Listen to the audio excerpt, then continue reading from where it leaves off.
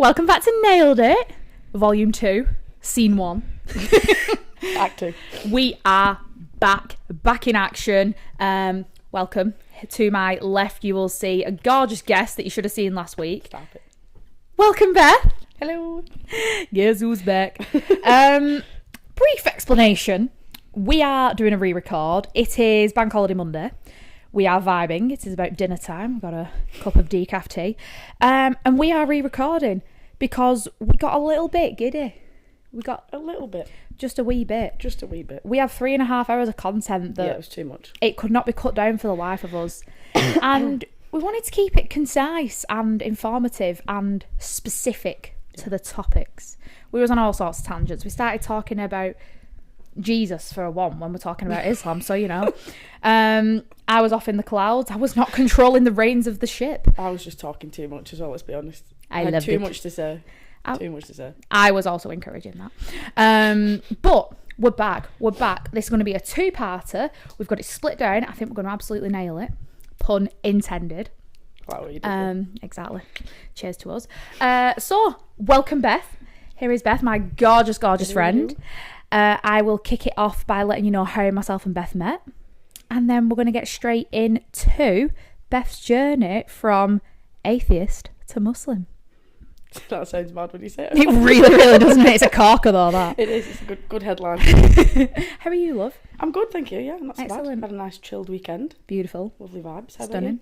I am all right. I've not had a chilled weekend, but Oh. if I know I have, it has been chilled. It's been full on. We've hosted all weekend. Our I feel lovely like friends have you're come up. always full on you. Yeah. Yeah, It's a disease. Get well soon, bitch. Our friends from Portsmouth, who we met in Mexico a couple of years ago, who we maintained a friendship, Yeah. kept it strong. I met her at your birthday. No, that was Eleanor. So you met one of them. Oh, did you make friends with somebody So else? we're a six. Oh, I only knew about the two. We're a six-tuplet. Oh, okay. Nice. That's a thing. I don't know anything more than thruple. There's six of with us. Yeah. 3 couples. Thrupling. Not literally. They live in Portsmouth. The other couple live around the corner. We met in a resort in Mexico and have been solid pals ever since. That's really cute. On the chances of Sam and Eleanor living around the corner as well. No, it's weird. Weird how you Literally. meet people, innit? Unreal. Meant to Crazy. be. Invisible string. A bit like us. No, yeah, that is good lead on This to is the next facts. thing. This is absolute facts. So me and Beth danced together. We dance. We met only a couple of years ago. We learnt last week, but it feels like a lot longer. Yeah, it definitely does. Beth literally knows when I go for a piss, to be quite honest with you. I'll talk to the girl more often than my own mother. That is actually true, you know. Yeah, same. Who would have thought? Who would have that? We met, a couple of years ago in dance. Beth had actually been, funnily enough, in Tunisia with the fam, which is a big part of today's tale. She'd been on a jollies. Our teacher came in, who's also called Beth. Said, we're getting a new girl. I said, oh, hello. I were all for it. Every time fresh meat came through the door, I was like, let me see. Bring them in. She was like, yeah, she's going to be part of the skill that I was in because I've never been lifted. I was always a lifter. Now I was the liftee. And yeah. You should learn about in the Dancing Queen episode. Yeah, you will. Episode 3. Go back. Rewind it back. Roll it back. Roll the tapes. Yeah, we met there. And Beth walked through the door. I said, where the fuck have you been?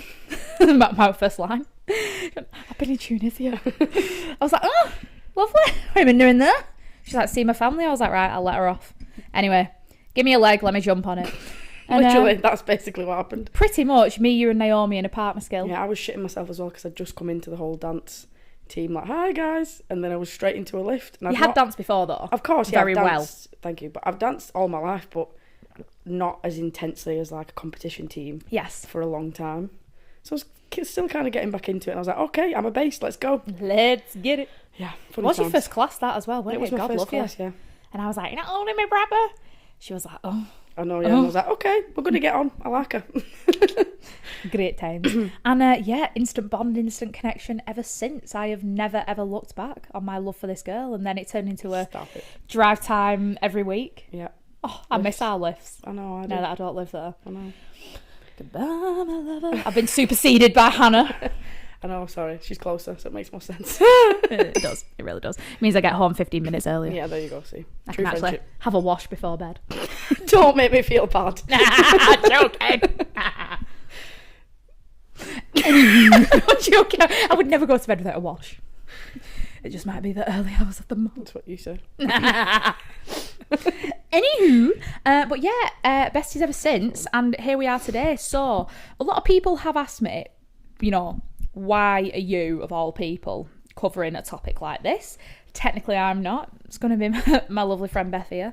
It's something I'm really interested in. I myself was a very big believer in religion up until probably about 5 or 6 years ago, where I definitely lost my faith in faith, so to speak. The only faith I now believe in is George Michael's version, as Come Fly With Me once said. Okay. What a show. Like I said, would be nice. Have you ever seen Come Fly With Me? Yeah. They'd never get away with that nowadays. No, they wouldn't. But that is a stellar one line. That and Dog Is Dead next to aeroplane when it's taking off. I'm not gonna lie, I've not watched it for a while, so I can't pretend like I remember everything, but I've definitely seen it. The ones who know, will know. Anyway, so yeah, been friends with Beth literally for a couple of years. I've then watched Beth go on her own journey of going from being an atheist with me, pretty much, to now literally reverting to Muslim. We'll explain that term as well. I thought it was converting, but Beth will explain the whole revert, convert scenario. One person who did ask a question said revert, though. She's a very well-educated individual. Yeah, I might as well just very briefly explain that now. Basically, Muslims believe that everyone's born Muslim, so if you find the religion in however way you do, the term is that you've reverted back to what you sort of originally were when you were born.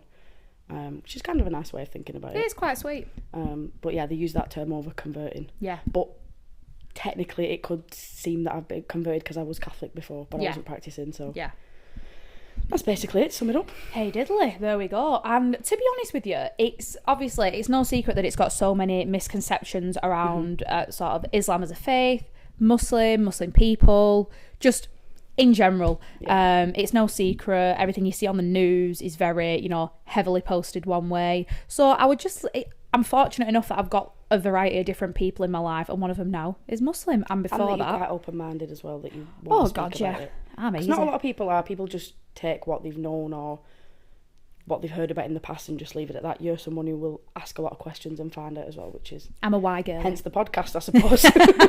Exactly that. But I think it's important for people to also have an understanding of it, that you weren't born into it, not really anyway, and you've come to this decision completely on your own, which I think is really important. Like, a lot of people have said to me, like, oh, like, why should she become a Muslim? And I'm like, well, that's just what she wanted to do. And they're like, are a family Muslim? And I'm like, well, on one side, yeah. And they're like, which obviously we're going to get into in a second, but they're like, oh, is that why then? And I'm like, no, because they weren't bothered when she wasn't. So that's been a big thing. So I just thought it'd be important to give people the space who are interested to ask questions about it, and to clear up a few rumours for all my 84 listeners. No, don't be daft. No, for me as well, I think a bit of a disclaimer, I am fairly new myself to the religion, as much as obviously I've reverted and I know some things, I don't know everything. So I am speaking from a new Muslim perspective. There might be some things that I might get wrong, I might not know exactly everything, so feel free to correct me if there's any Muslims watching that I've said something in the wrong way. I'm just going off what I've learned, and as well what I've learned around my family and culture, as you know, throughout across the board will slightly differ in certain ways. So just a little disclaimer, don't come for me, okay? Disclaimer for me. 2 months, guys. I'm new to this. My disclaimer is I know fuck all, so I'm just a question asker, so take me with a pinch of salt like you always do, don't get soft on me. Okay, let's get bloody going. Let's go. Let's take it right back. Talk me through. Obviously, I know your childhood to a degree. Weren't there. Obviously, a bit weird.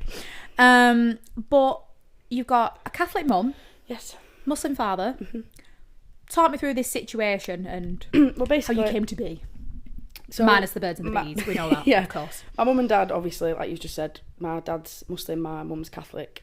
They met, had me, and not long after, didn't stay together too long after I was born. So my relationship with my dad has been a bit on and off throughout my life. More recent years, I've got a lot closer, which we'll get onto, but growing up, it was very on and off. I had little to no contact with my dad's side. Obviously knew that he was Muslim, but I knew very little about the religion.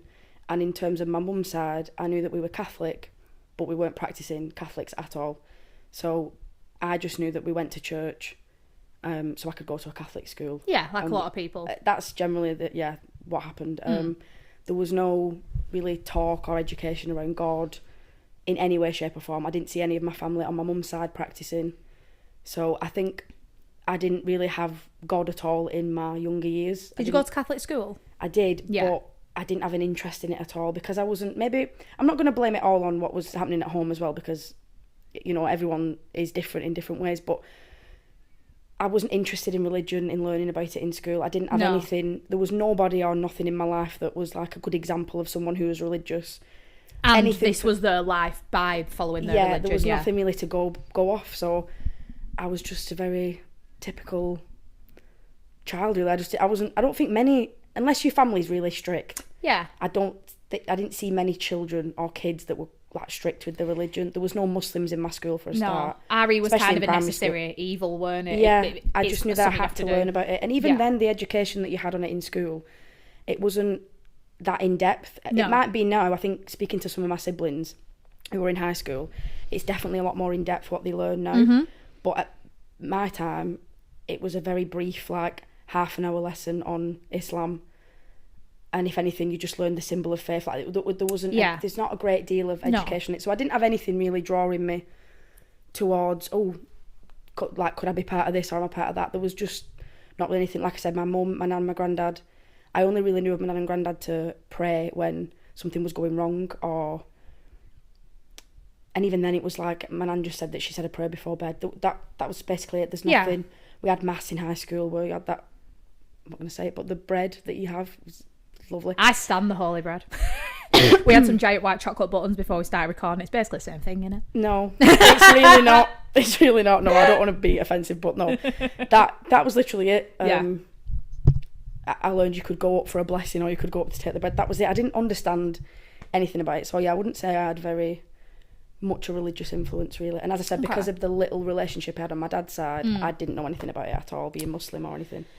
Okay then, so you knew nothing. At what point have you know, what's led you to Islam of all of them? What's been your influence? Where's this journey started to...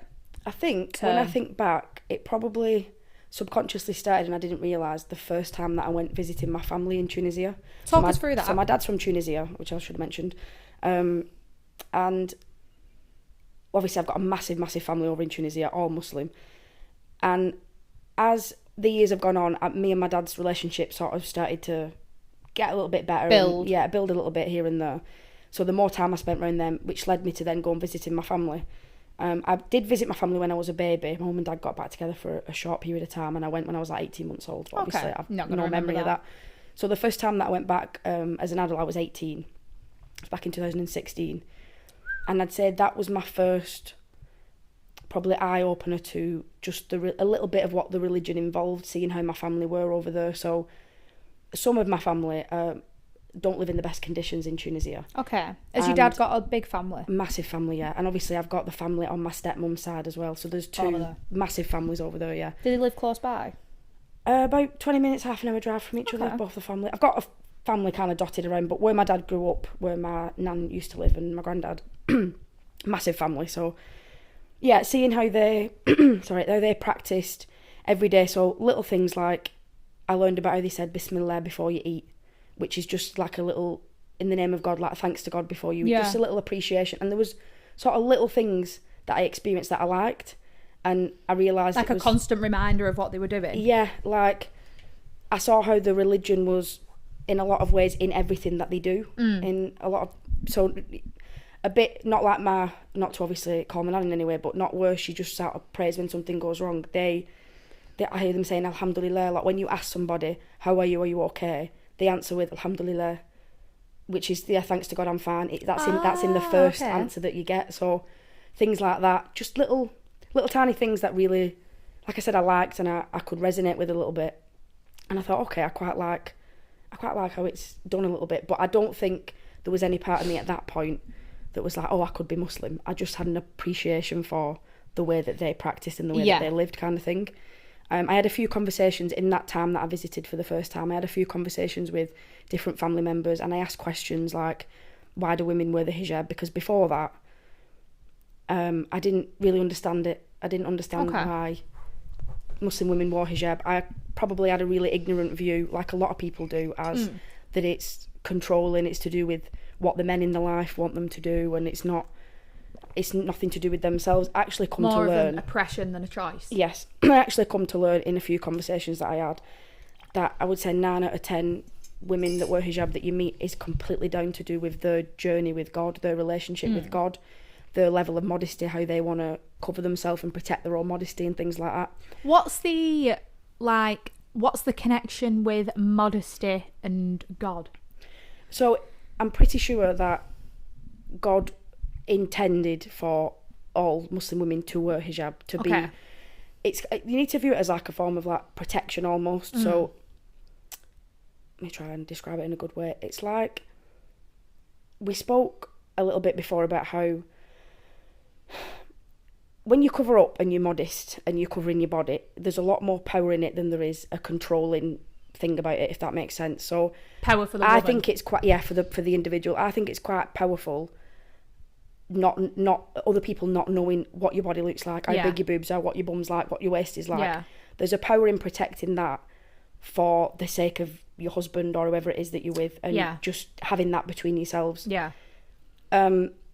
Also, it's like almost like a purity thing in a way of like you're just protecting every sort of ounce of yourself. Her's quite attractive. I know that you've got your hair lovely, nice and curled. It looks beautiful. It's attractive. It's something that men would look at and do you understand what I mean? Men look at it and it's an attractive thing. If for a woman on their personal journey with God, wanting to live as close in the life of the Prophet of Muhammad, peace be upon him, and what God intended, part of that is covering yourself to protect your own beauty, if that makes sense. Yeah. I learned a little bit about that. I can speak about that a little bit more when what kind of drew me closer towards that, because my brother's brand and things that come into it helped me towards that. But my point was, I asked a lot of questions when I was in Tunisia that first time. And they give you the space to ask them as well. Yeah, they give me the space to ask them, and I liked the answers that I was getting. The answers made a lot of sense to me, and I saw it in a different light. Then I was on that same holiday, I was in a car with my uncle and this guy that was giving us a lift, and he spoke really good English, and I think was on the way to the airport, and he just started talking to me, and he was like, are you religious, are you Muslim? And I felt a little bit embarrassed to say that I wasn't, just because of how much it's very like apparent there. But I spoke to him about it, and he was like, do you know about the 5 pillars of Islam? And I was like, I might have learnt about it briefly in school, but it's never sunk in. I don't really know much about it. So he taught me about them, which is, I'll explain them. So the first pillar of Islam is your declaration of faith, which is called your shahada. Is this like, so you have the 5 pillars of Islam in Christianity, you've got the 10 commandments. Is that kind of... Yeah, it's basically the 5... What you live by. What you live by. It's the foundations of Islam. It's what you... The most important things sort of about you. There's obviously a lot that comes with it. You can't just take them for that. But yeah, the foundations of Islam, basically. What it's built on. So the declaration of faith being your shahada, which is where you say, La ilaha ashhadu an la ilaha illallah wa ashhadu anna Muhammadan abdu rasuluh, which is basically you say it in Arabic and English, and that is what you do to become Muslim as well. And it's the belief that there's only one God, Allah, and the last messenger and prophet to that God is the Prophet Muhammad. Right. It's just like when you get baptised kind of thing, the equivalent of doing that if you was becoming Catholic. The second pillar of Islam is the 5 daily prayers, which is Salah. So we pray 5 times at different times throughout the day. Same time every day?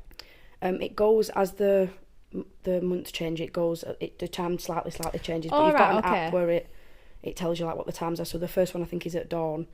And then you've got one in the afternoon, one late afternoon, one around mealtime, and the last one late at night, kind of before you go to bed. In terms of your prayers, do you have to, like, because obviously, like, I know, like, I've seen you before, like, go and get changed and go onto a mat. Mm-hmm. Do you have to do that when you pray, or is it meant to bring you closer, or is it, what's the crack with that? My understanding, which is one thing that I found beautiful, you can pray anywhere. So if I didn't have a prayer mat, but it was a time to pray, I needed to pray, I could pray without it. There's not like, it still counts. You can pray anywhere at any time with or without the mat. I think the prayer mat is just...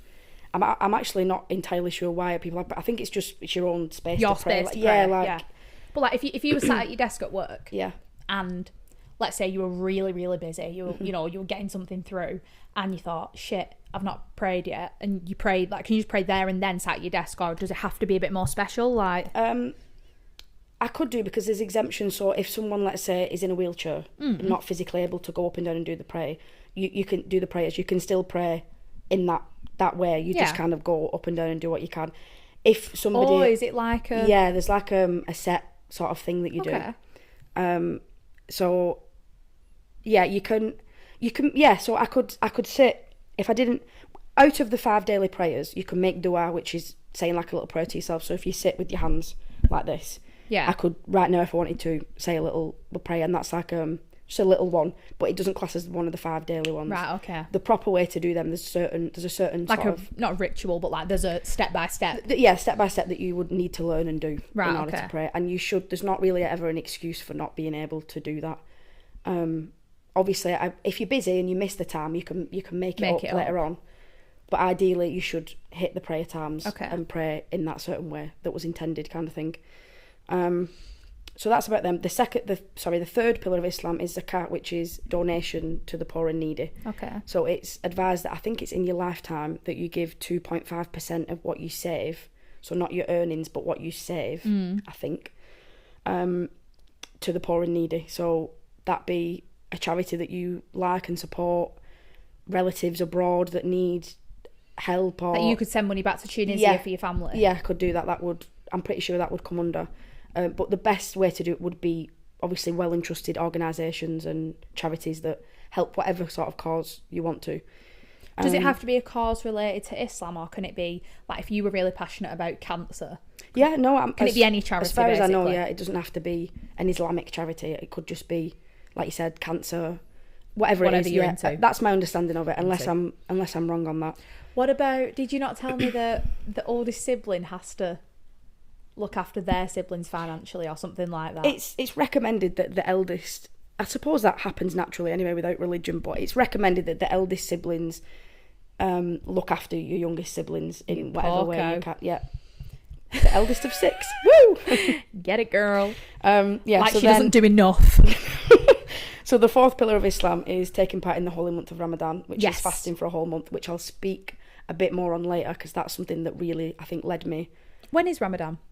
It changes every month. It's in the Islamic calendar. It changes, so it goes earlier every year. Okay. So this year it started from the 10th of March to the 10th of April. I think it goes 10 days earlier every year. Ah, okay.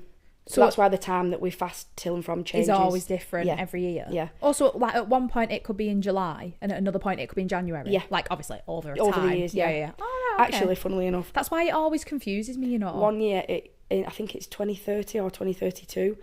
Christmas Day and Eid are on the exact same day. Wow. What will that mean then? Interesting. Well, obviously, I suppose that's part of my upbringing as well. Christmas is supposed to be a religious holiday. We never celebrated it for religious reasons. It's giving presents. Most people don't, do they? My family getting drunk. You get licked up on Christmas Day. You have a nice red jumper on.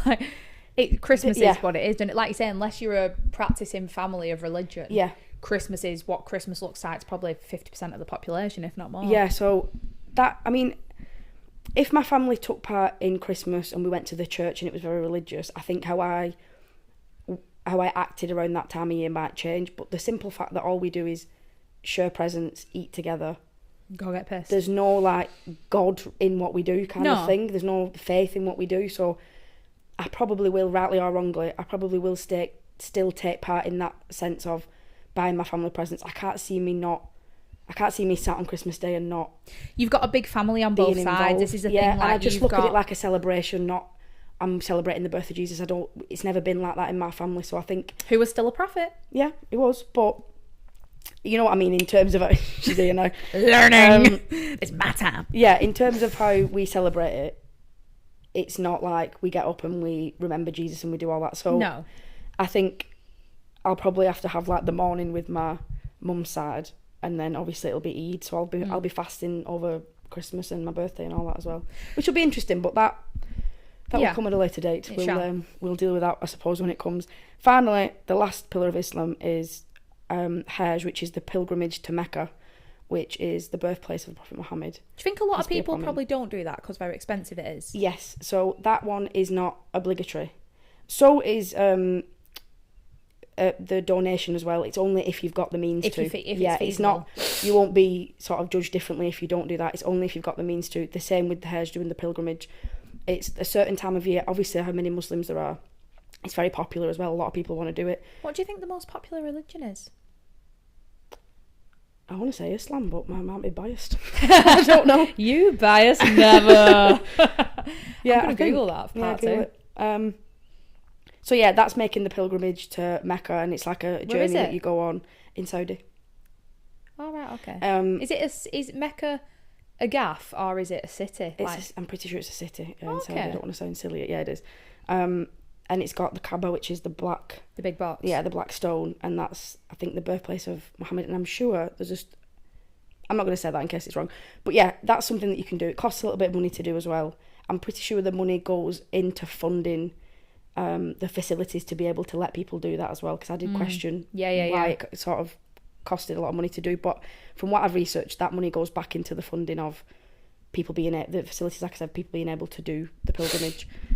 So yeah, when going back to what I was saying when I was in the car with him and he taught me that, again, that opened my eyes a little bit to, okay, so the foundations of Islam are believing in one God, praying, giving to charity, fasting for 30 days, which is basically intermittent fasting, which the benefits have been proved in today's world. Yeah, it's very popular, isn't it, exactly. Nowadays? And then making the pilgrimage to the holy place. So that doesn't sound like what a lot of people might think of Muslims, terrorists.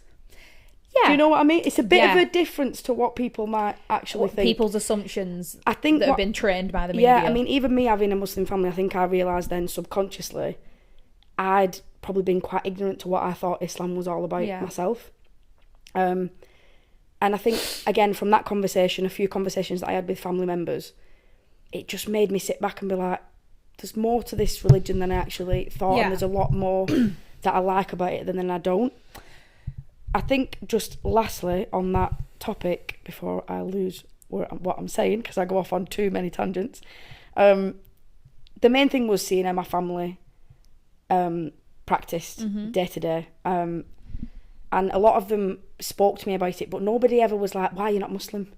Nobody ever put up. I was going to ask about like if you ever felt pressured in any way. No, alhamdulillah, I feel really blessed that I was never really pressured like that. I think they wouldn't have cared either way. No, I think deep down, if I'm being honest, my nan and some of my aunties that I was closest to.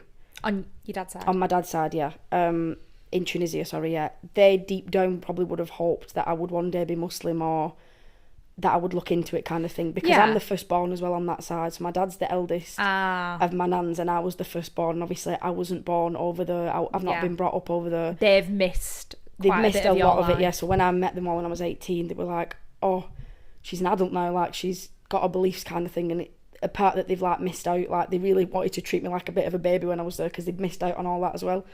So yeah, I think the main things that led me on that was probably from that first trip.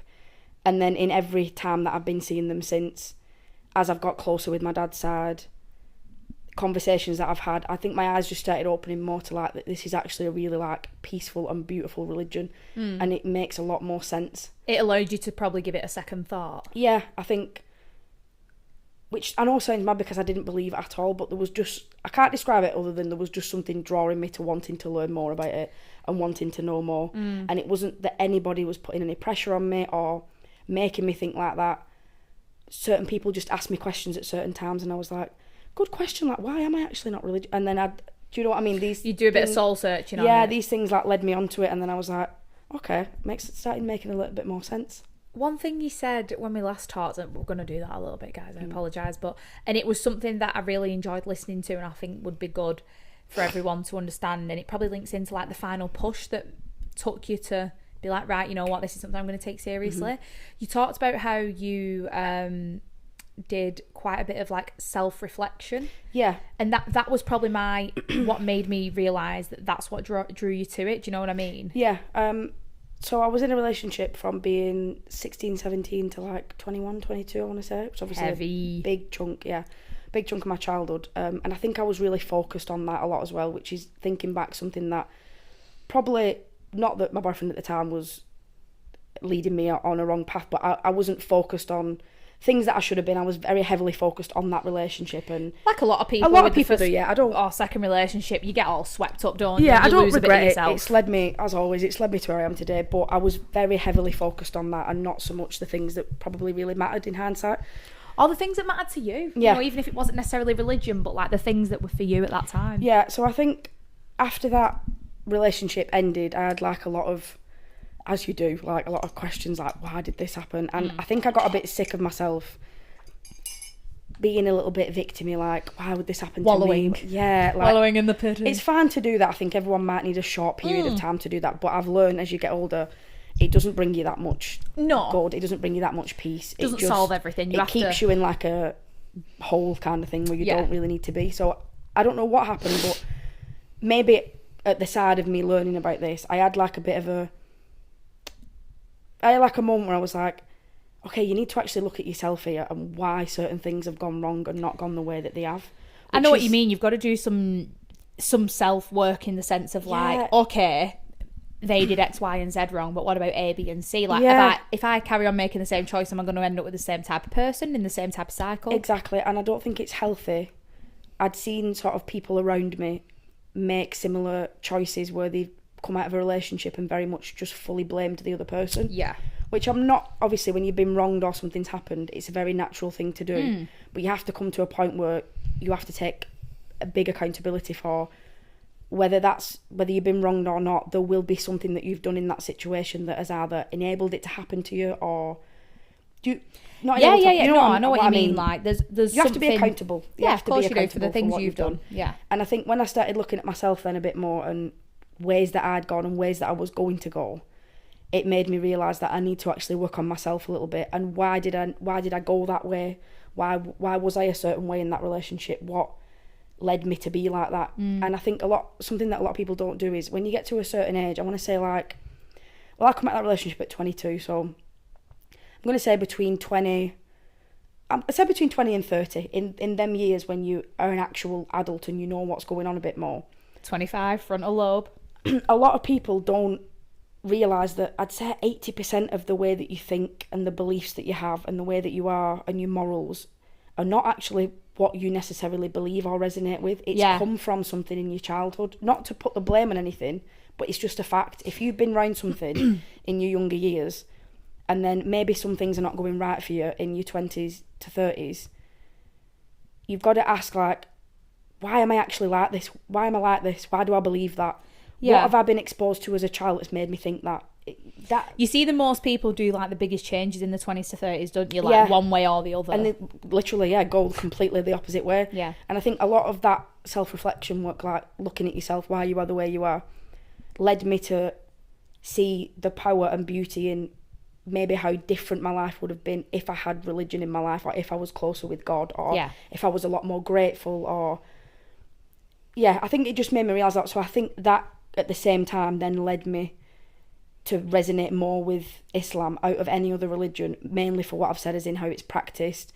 What you'd seen around you. Yeah, the core beliefs of what it means to be Islam, what you need to practice. Like, for example, I don't think I was very grateful before about anything. And I'm not going to lie, I've been pretty spoiled growing up. I've not wanted for anything. And then seeing family on the other side of the world who have a lot less but are the most grateful people that I've ever seen, and it's all because they thank God for whatever their situation is. Every single thing they get. That was a massive, like, and even in learning about the 5 daily prayers, that's like, it's like, meditation's quite big. Meditation's in at the minute, isn't it? It's trending, would you say? So part of that, I see it as like 5 daily meditations where you can be grateful for 5 different things. You can whatever however you want to pray. Gratitude also, gratitude journals, things like that. Yeah, it made sense, and some people might think 5 daily prayers, that's a lot to ask, or that's whatever, but you'll be surprised at what you find the time for and what you're selective with and what you're not. You make the time for anything if you want it. Exactly. If you want to do it, ultimately. Yeah. If you've got the time to sit 5 times a day and maybe call somebody else out, or scroll on TikTok, or not be happy with your life, or watch a Netflix show, you've got 5 times a day where you can pray. Yeah. It's your perspective as well, like, it's how you view things. So yeah. But more so for you, you've gone from, like I said, you've not been brought up with it, so like you have made a massive life change to start doing that, rather than it being something that's just drilled into you from day dot. That's the best thing to come out of everything that's happened, is it's been completely by myself. I've had, like I said, people ask me questions or give me little drops of information, but no one has ever said like, this is what you must do, or this is where you should be, kind of thing, which... You're not that type of person either. If someone did that to you, you'd fuck off. If you know me, there's very little I don't think anyone can make me do without it being my choice. Like, it's just the way that I am. So yeah, I think that combination of a lot of other things I learned over the years. I've just learned a lot about the religion that makes sense. Like, I've seen how today's society is, and how, now be careful how I phrase it, but I'm sure people know what I mean. There's like a big movement of, going back to modesty, we're going back to that topic. There's a big movement about how, like, you're the most confident, or you're seen as the most empowered if you're able to kind of walk about with nothing on in the gym, or there's a movement of like sometimes the more skin you show, confidence can be associated with bearing all. That's a very good way of putting it. In your opinion? In my opinion, yeah. I think that's how... I'll start with Gokwan telling women to get the tits out at Middle Bloody Debenhams in Arndale. Sizing them up, telling them they're a pear or an apple in the whatever size it. Literally, like I think... Get it, girls. I don't know if I'm very cautious of how I say it, because I want to be describing it in the right way, and I'm not the best with my words, I know what I mean, but I'm not very great at sometimes. I know what you're trying to say. What I'm trying to say. Islam is more...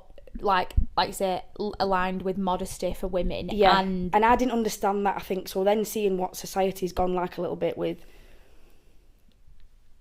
like, there's a big... I've seen it a lot on TikTok and things like that, of a lot of like body confidence accounts, and it's all about like showing off your body at whatever weight you are. I'm not opposed and I'm not against anybody feeling comfortable in their own skin and doing whatever the journey. I'm talking specifically what's resonated to me. Yeah. I'm not saying that everyone should act like this and it's the right way. Beth's journey here, guys, not everyone else's. It is. That fucking fly's doing my head in. I know it's been it's clearly interested in the journey. Oh, well, stay with us, pal.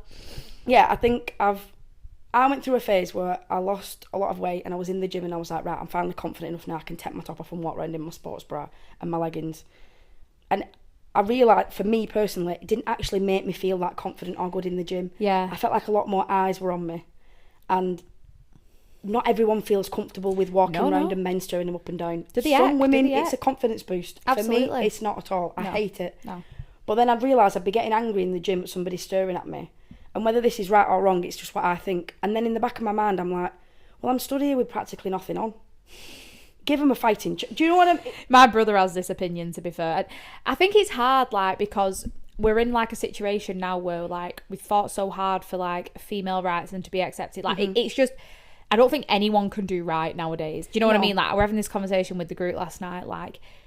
Obviously, there's people who are, like, down and out racist, down and out homophobic, down and out sexist. But, like, I feel like sometimes it's like you say, in that situation, that's quite a level-headed approach. Like, if you're stood there with next to nothing on, all right, don't get me wrong. For me, if you're in a sports bra and leggings, you've got clothes on. Like, if I'm in a sports bra and leggings, I'm not walking around with my arse out. No, obviously. But I know what you mean. And I feel more exposed, like, than I would in a baggy tee. That's just me. Yeah. Now, if you're walking around with shorts up your arse and a top that's barely covering your nipples, then I'm like, fucking hell, who's not going to look at you? Do you know what I mean? See, so there you go. That shows there's a fine line for everyone. Everyone's got their own, like you say, level of modesty that they draw the line at. Yeah.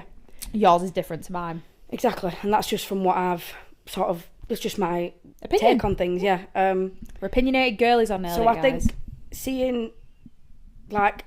And I have to say, it's this wave on TikTok of, like, girls filming and it being like, God, we can't go anywhere without, like, harassment, and it'll be a man...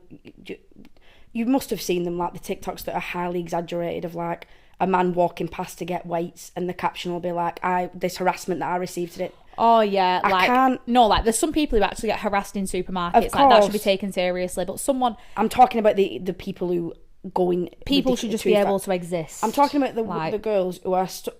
sat in the gym in what you've just said, shorts up your arse, your nipples barely out, somebody's walked past to pick up a weight and you're claiming that you have to take... Why are you looking at me? Rightly or wrongly, and it might offend me, but you have to take a bit of accountability there in what situation you're putting yourself in. Yeah, and not all attention's necessarily good attention, is it? No. Like, again, it's very much situational. But I do, obviously, because this kind of ties in with the topic of it's not about what women were, it's about how men act. And I do resonate with a lot of that, and I don't want to seem like I'm shitting on that in a lot of ways. I do respect that a lot of men need to be educated a lot differently in terms of what they think they're entitled to because of the way a woman's dressed or whatever. But for me, as a woman, in my opinion, I can certainly help that situation by being a bit more modest in myself and seeing a power in that, and not, oh, I'm being controlled by the man over there in the fact that I have to wear this. I actually feel more comfortable when I'm covered. Yeah. And I've got a lot of friends as well who are not Muslim. It's not necessarily just an Islamic thing, this. I've got a lot of friends who are not Muslim and naturally prefer being covered up. One of my best friends is the same. She's not Muslim. She's not really... Well, she's a bit religious, I'd say, but she's certainly not Muslim. And she always prefers being more covered up. She's just always felt more comfortable. She doesn't like what it comes with, sort of dressing a bit more revealing. So it's not just No, I don't think it's a religious thing. I think it's down to the individual. Like, in respect, if we're looking at men and women, if a man walked around the gym in like really tiny shorts that didn't fit him, I think everyone would be looking, regardless of whether they're men or women, because they'd be like, why the fuck have you come to the gym wearing that? And that's nothing to do with religion. It's kind of like, you look a bit of a tit. But like you say, it's where each individual draws a line of modesty. I prefer being in the gym in a baggy top. I don't like looking at my stomach and stuff like that when I'm in the gym. That's like my view. That's nothing to... I'm not fucking Muslim or Catholic or anything. I'm just, exactly. It's just conscious of my body. I think she says.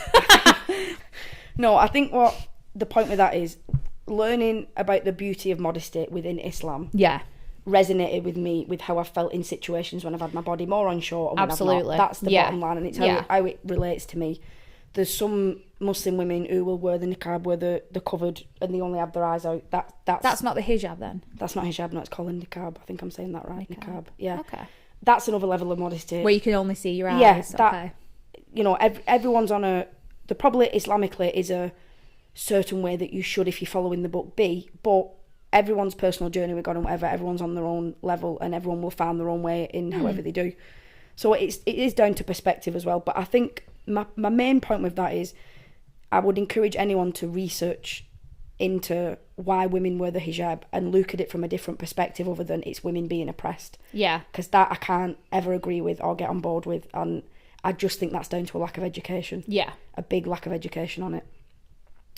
So yeah, that's the end of the point on that before we carry on for another 20 minutes.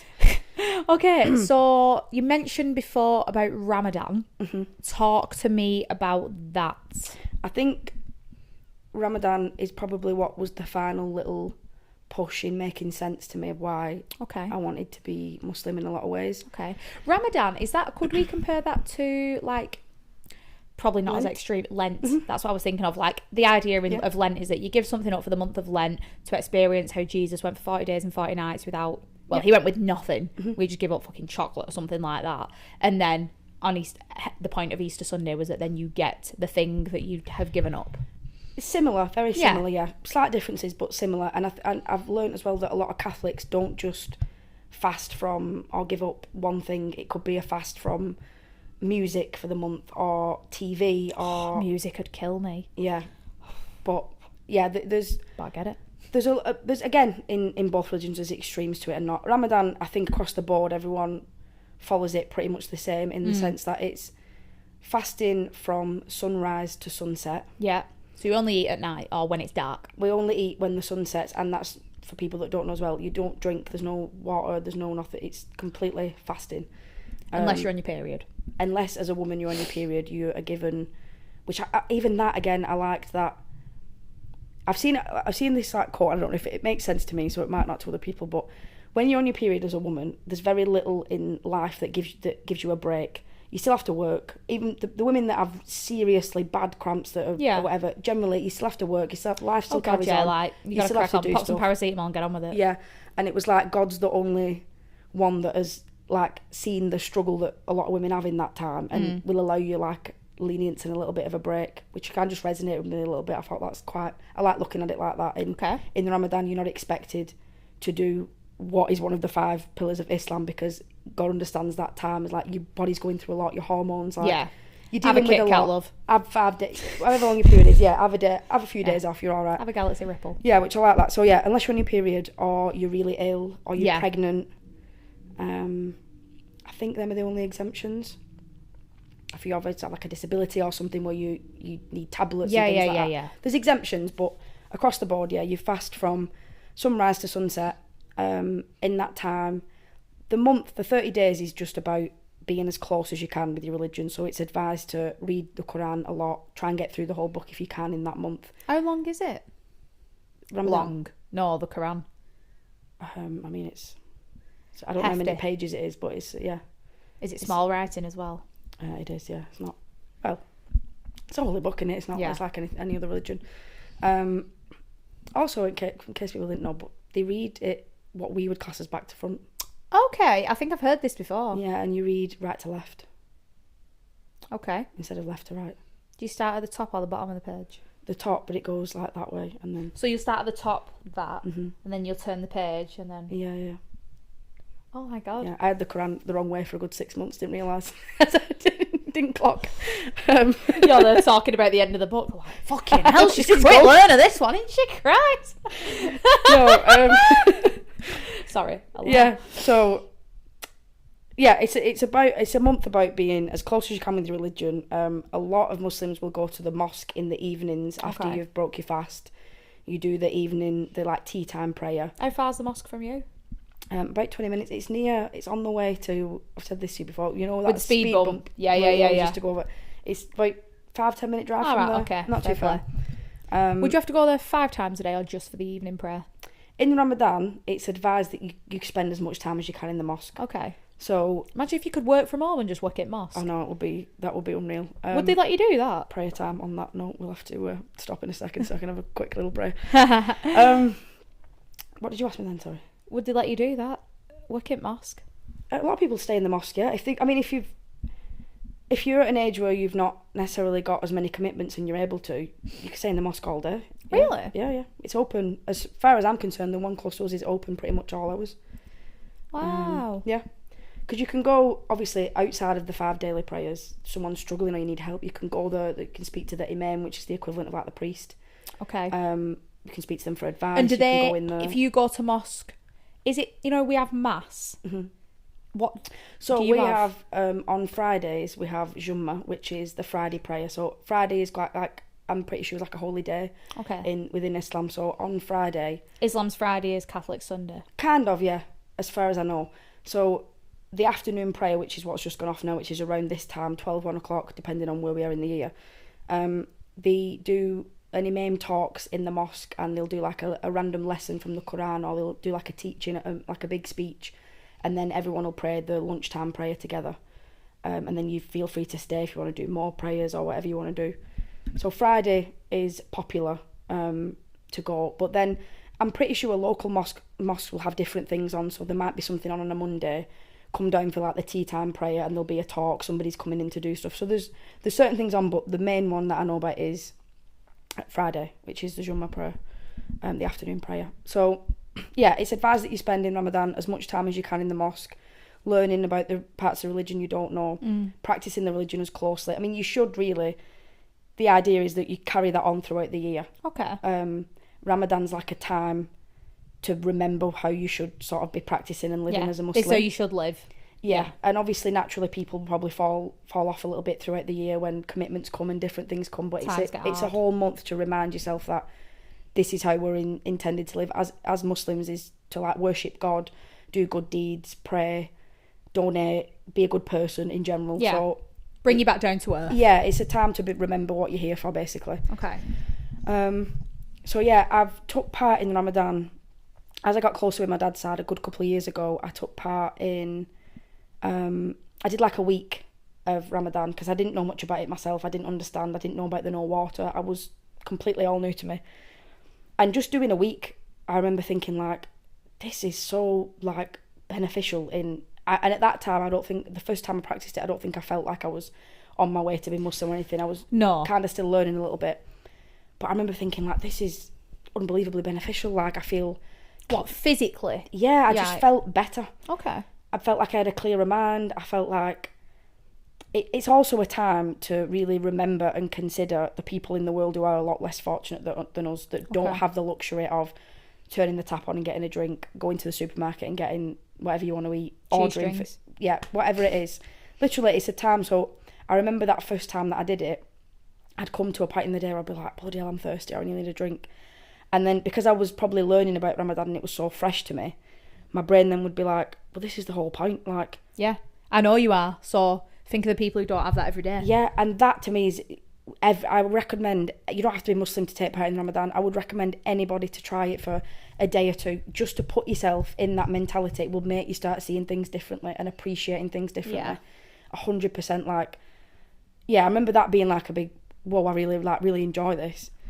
And then gradually over the years, I ended up doing the full month. So I think last Ramadan was the closest I've ever been to the religion, and probably the closest I've been in my brain to thinking, this really makes a lot of sense, and like it's definitely something that I can see myself being Muslim. I can imagine then you spent a lot more time with your dad's side of the family, because they'd obviously been practicing, you'd have been eating meals together.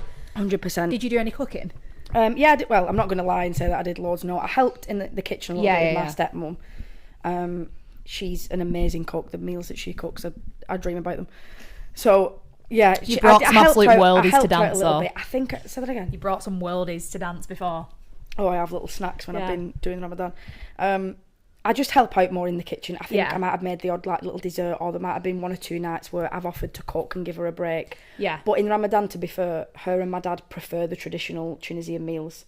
Okay. So if I'm going cooking like salmon pasta or something like that. Oh, so you can have anything? You can have anything, yeah. There's not like a set. Right, okay.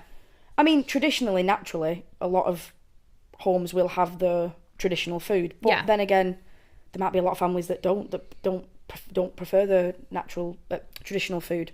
So I know our family does. Like we always break fast with dates. That's recommended to do, because that's what the Prophet Muhammad did as well. Peace be upon him. He broke his fast with dates and water, so it's recommended that you do that. Okay. Obviously, if you're not a big fan of dates and you don't like them, it's not a must, but it's recommended. Okay. And then we have shorba, which is like a soup. Ooh. It's like a lentil-y, spicy soup. Yeah, and you can have it with lamb or fish.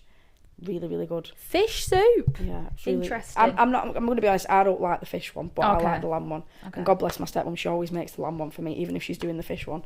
She'll make me a separate little bit. Bloody cute.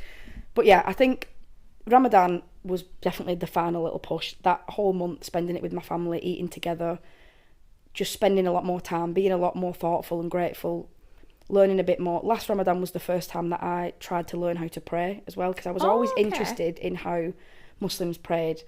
If you're not sure, you can literally Google, and there's like a few little tutorials that come up if you're not sure on how Muslims pray or what they do. I'm not going to demonstrate. But get on the floor. But yeah, that was the first time I'd learned. I didn't know it all, but I learned a few little sections of how to pray. And what... Do you family pray together or individually? In Ramadan, you try and pray together, but for timetables and different things, sometimes it ends up individual. The most time that you pray together is in the mosque, really. But yeah, the first few times that I prayed, I was like really, really, really emotional. One of the most emotional I've ever been, and I didn't really understand why I was getting so emotional. But it again, like, I was like, this is something. Something's going on. Yeah, I really enjoyed going to the mosque last Ramadan and getting a lot closer and learning a lot more.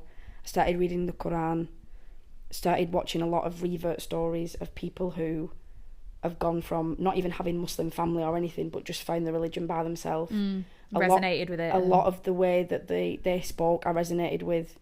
And I think I just had a big eye opening to, I think this makes a lot of sense for me. And, and like I said, it wasn't from anybody at all on my dad's side pushing me in that direction. It was just felt right. It just felt natural and like I was on the right kind of path. So I think over the last couple of months, especially like the beginning of this year, I kind of got to a point where I was like, what am I waiting for now? I think what put me off a little bit was having this perception that I needed to be like the perfect person before I did it, which you'll hear every single revert speak about, and every single revert says the exact same thing. When you realise not every Muslim is perfect in any way, shape or form, or nobody is in general. Not a person. Exactly. Nobody follows it exactly how they should. Everyone's still learning. Everyone's still on their own journey. It's everyone's first time on the planet, isn't it, ultimately? So like, you're going to make mistakes. So then I think that's basically what led me to then realising I'm going to take my shahada, which I did now and ever type. Not now and ever, but I didn't want to do.